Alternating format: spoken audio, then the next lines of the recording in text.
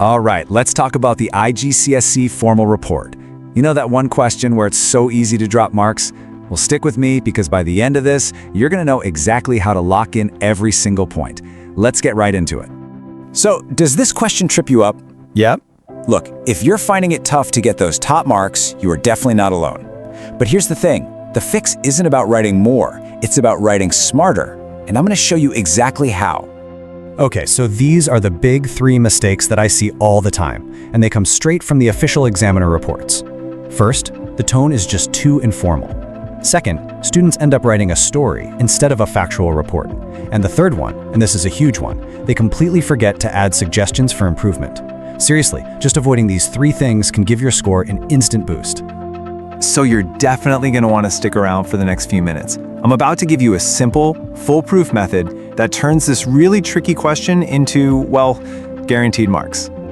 All right, first things first, we need to get inside the examiner's head. I mean, what are they really looking for when they're marking your paper? It's not about writing some beautiful, flowery essay. It's actually more like a checklist. And our job is to tick every single one of those boxes.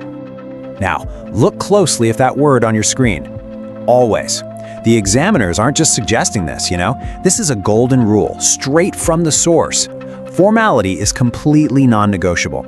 If you get this one thing right, you're already way ahead of the curve. So here's how you're actually marked. The points are split into 2 main pots. You've got 6 marks for content, which basically means, did you do what the question asked? But look at this. A whopping 9 marks are for language. That's all about your tone, your vocabulary, and your style. This is where the top grades are decided, and we are going to make sure you nail it. Okay, so here it is, the plan. I'm talking a simple 4-step method that you can use every single time. It's designed to hit every point on that mark scheme. This isn't guesswork, people. It's a system. I want you to think of these as the 4 pillars of a perfect report. So, number 1, a really clear introduction. Number 2, you've got to describe both the positives and the negatives. 3, provide specific suggestions. And finally, number 4, and this is key, maintain a formal and objective tone all the way through. So let's break that down. Step 1, the introduction. Why does this matter so much? Because a strong, clear intro immediately tells the examiner, hey, I know what I'm doing. I understand the task. It's honestly the fastest way to check that task fulfillment box and bank those first few marks. All right, now for step 2 and 3. And listen up because this is a classic examiner trap.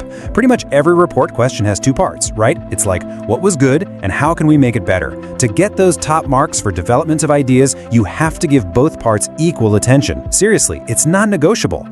And step 4, this is the key that unlocks those 9 language marks. It's actually a pretty simple switch. You just have to get rid of phrases like I think or I feel. Instead, you swap them for more objective, passive phrases like it was observed that or it is recommended that. I'm telling you, this one tiny change makes your report sound so much more professional and authoritative. It's a game changer.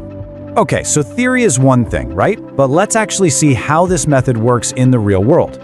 We're going to take a look at an actual student's answer that scored a perfect 15 out of 15. I mean, just look at the difference here. The example on the left, it sounds like you're texting a friend. That is an instant mark killer. But the one on the right?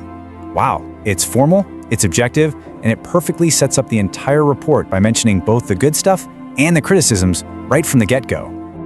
And here they are, the actual scripts. The one on the left practically forces the examiner to grab their red pen before they've even finished the first sentence. But the one on the right, that makes them nod their head and think, okay, this student gets it. The tone, you guys, is absolutely everything. Let's zoom in on that perfect introduction for a second. See that? It lays out the topic and acknowledges both the positives and the criticisms right from the start. And notice the language it uses, the passive voice, will be discussed. That is a perfect execution of step 1. Okay, now let's check out the body paragraphs. See how the student uses those simple little signposting words? First, also, lastly. This isn't just to make it look neat, it's a roadmap for the examiner. It creates this logical path for them to follow, which makes your argument super clear and really easy to give marks to. So what's the secret sauce here? Why did this get a perfect 15? It's simple, really. It hit every single target. The tone was perfectly formal. It covered both parts of the question. The structure was crystal clear, and the ideas were actually thought out and developed. This right here is your blueprint for success. Phew. Okay, we've covered a ton of ground. So let's boil all of this down into a super simple checklist that you can basically take with you into the exam. So here it is, your final checklist. Number 1, a formal introduction that states the report's purpose. 2, a balanced body that discusses both parts of the prompt. 3, an objective tone. That means no I, me, or my. And 4, a clear structure using those signposting words. I want you to burn this into your brain. If you do that, you'll be more than ready. All right, listening to me talk is one thing, but the best way to really make this stick is to actually do it. So, go find a past paper, flip to exercise 6, and apply this 4-step method right now. Just see for yourself how much it transforms your writing. So, what do you think? Ready to write your perfect report? You have the system now. That formal report isn't a problem to be scared of anymore. It's an opportunity. It's a place where you can bank easy marks. Now go get them. Good luck.